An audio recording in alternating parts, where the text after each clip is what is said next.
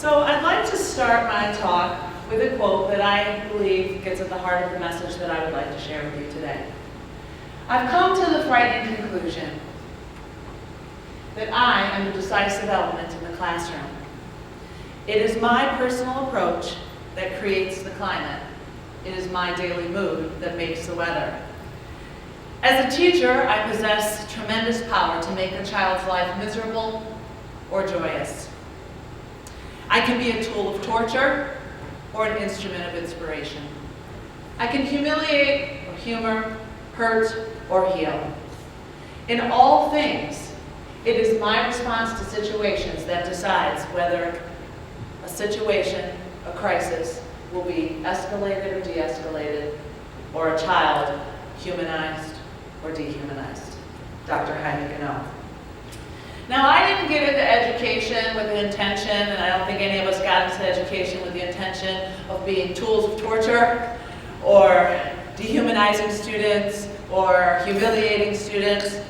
But I know that in my experience, both as a teacher and as an administrator, that this has happened. I have been in situations where I can look back and go, yeah, I escalated that situation. And I certainly know that in my daily experiences as an administrator, there are many times where I can look at the adults and see that they are the primary cause of the situation. They have the opportunity to de-escalate or escalate, and sometimes they're escalating and humiliating our students. And I've often asked myself, like, why does this happen? Why does this continue to happen? What can we do differently, or what is the reason behind this? And it wasn't until I took restorative practices training that I developed a deeper understanding of why this happens. See, when I decided to take restorative practice training, I was really going at it from the perspective I want to learn some tools, some tips on how to deal with conflict and how to maybe manage discipline better in my school. Yeah, I wanted to create a better climate and culture, but I was really looking at the, what and the how. But when I went to restorative practices training, I really learned more about why. Why we need restorative practices and why it works. See, we all have these biological reactions to situations that we don't even recognize. I really learned in restorative practices more about my biology and psychology before I learned anything about then what to do about it. So, if you're familiar, you may have heard of this before, but we all are born with what's called 9 affects. These 9 affects are our reaction to stimuli that occur. And they range from positive to neutral to negative. Positive are things like excitement, joy, interest. Neutral is startle or surprise. And negative are things like fear, anger, disgust, and a really important one that I want you to understand, and that's shame. And most of us, we love being in a positive state, right? Like, that's our goal. We want to be happy. We want to be in a positive mood. We enjoy when things are going well for us. But when there is an interruption of that positive state, whenever there's some type of negative stimuli that comes at us, whether it's from somebody or some situation, we actually have what's called a moment of shame. It's biological. We all have it. We may not even recognize that it's happening when it happens, but it does happen. And when we have that moment, that interruption of that good feeling, and we have that moment of shame, we actually typically go to one of 4 places on what is known as the compass of shame, which you'll see put up behind me. The compass of shame, one of the things typically happens when you have that interruption of that good feeling. You either attack others, attack yourself, withdraw, or avoid the situation through different types of reactions. And what we see in schools most of the time with our students and our teachers is a tendency for the attack others. We see that all the time. I'd like to give you kind of like a scenario situation to really think about the idea of the 9 affects and the compass of shame from a school perspective, a school situation. This is a real story, true story, happened. So change the names, preserve the innocent. So Anne is a high school student. Anne struggles to get to school every day. Her home life is not great. Her parents are divorced. Her mom struggles to make ends meet. The home is in disrepair. Her mom is actually a bit of a hoarder.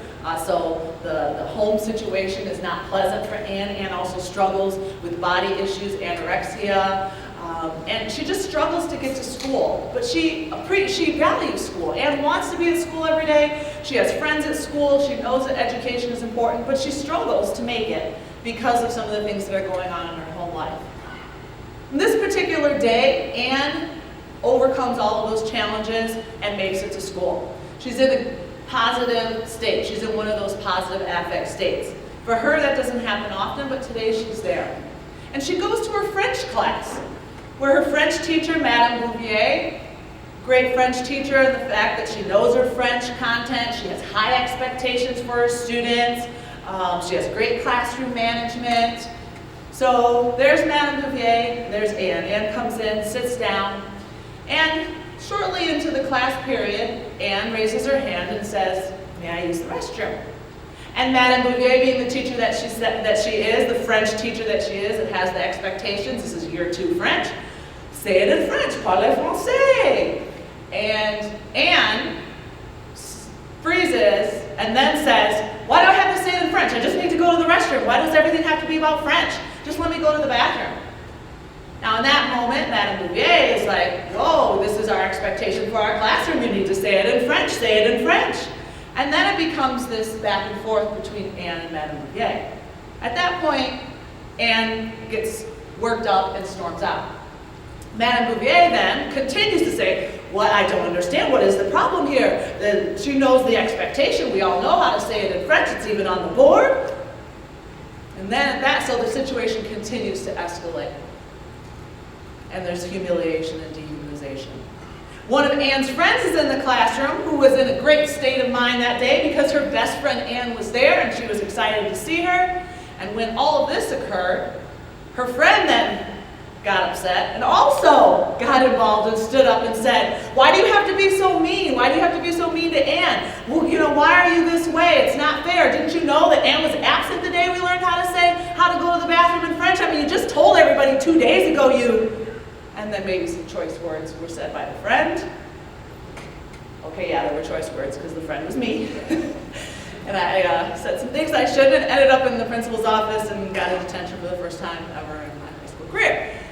But, so looking back on that situation and thinking about it from now, let's look at it from the aspect of the 9 affects and the interruption of good feeling and the compass of shame. So when Ann walked in, she was in that positive state. And she just needed to use the restroom.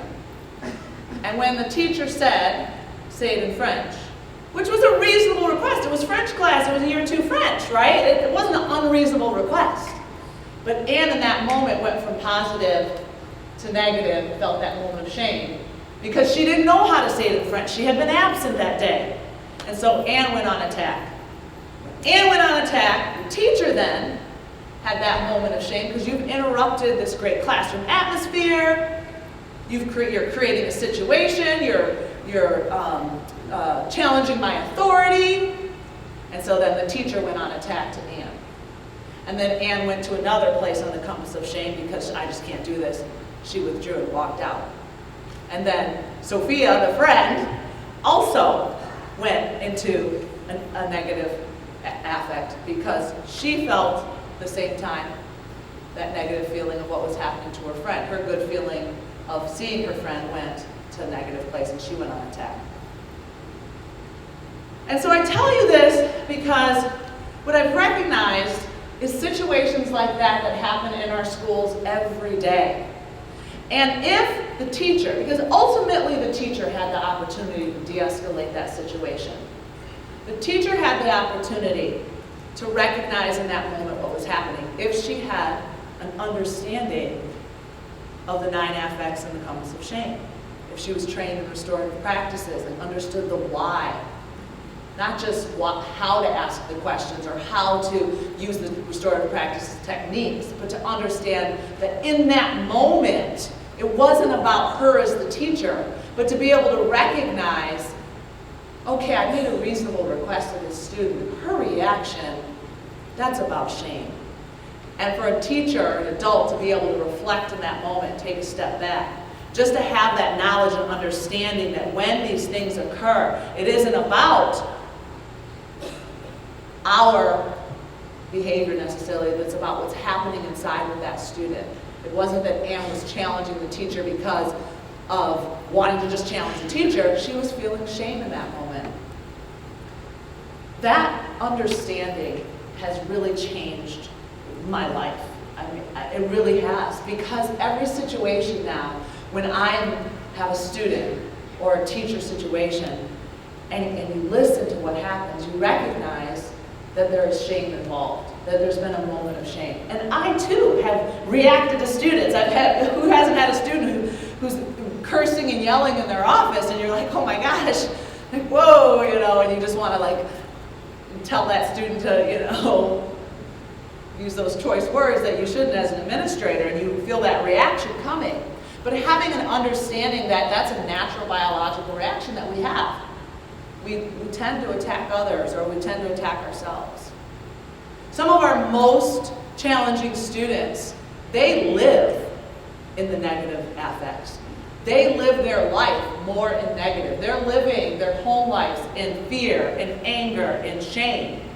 And so they are displaying the compass of shame behaviors on a daily basis. Some of those that are self-harming, you know, where they attack themselves, or withdrawing from the situation, running out of a classroom.